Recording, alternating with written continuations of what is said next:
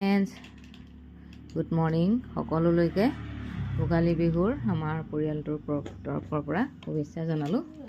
সকলোৱে ভালে কুশলে ৰাতিটো পাৰ কৰিলে চাগে। আৰু কাৰ কাৰ ঘৰত কি চুৰ হ'ল, আমাৰ এতিয়া কি হ'ল গমেই নাপাওঁ। আমি আছোঁ এতিয়া নাহৰ লগনত, সেইটো কাৰণে ঘৰত কি হৈছে এতিয়ালৈকে ফোন কৰা নাই, কৰিম আৰু।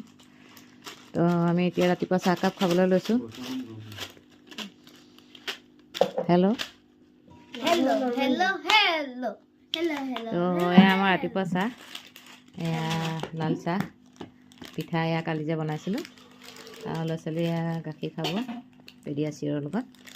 আৰু ইয়াতে চববোৰ পিঠা নাখায়, সেইটো কাৰণে চকোচ আনিছে খাবলৈ লগত। আমি কিন্তু চাহ খাম, পিঠা খাম।